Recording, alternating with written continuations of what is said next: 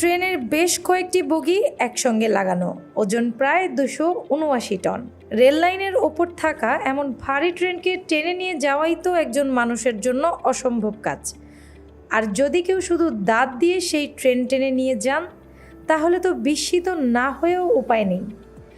এমন বিস্ময়কর কাজটি করেছেন মিশরের কুস্তিগির আশরাফ মাহরুশ।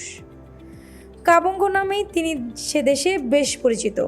তার অবিশ্বাস্য শক্তির বেশ কিছু নমুনার মধ্যে এটি একটি।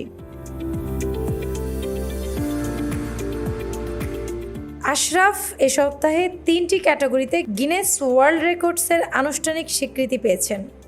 এর মধ্যে একটি হচ্ছে কেবল দাঁত দিয়ে ট্রেন টেনে নিয়ে যাওয়া। অন্য 2টি স্বীকৃতি হচ্ছে ভারী লোকোমোটিভ টেনে নিয়ে যাওয়া এবং দ্রুততম সময়ের মধ্যে গাড়িকে 100 মিটার টেনে নেওয়া। আশরাফ বলেন, তিনি 2 টন ওজন লোকোমোটিভ মাত্র 40 সেকেন্ডে টেনে নিয়ে যান।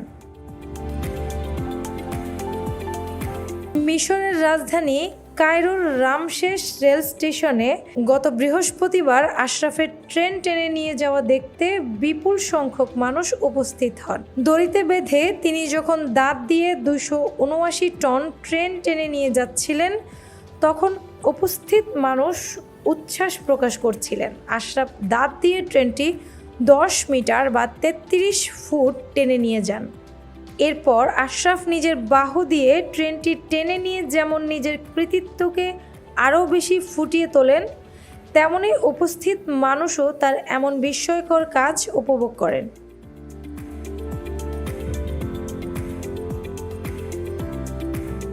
চল্লিশ বছর বয়সী আশরাফ কুস্তিগিরদের সংগঠন ইজিপশিয়ান ফেডারেশন ফর প্রফেশনাল রেসলার্সের প্রেসিডেন্ট।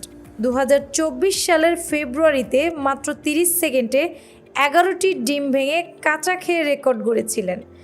এর আগে 2021 সালে তিনি 15,730 কিলোগ্রাম ওজনের ট্রাক দাঁত দিয়ে টেনে নিয়ে রেকর্ড করেছিলেন।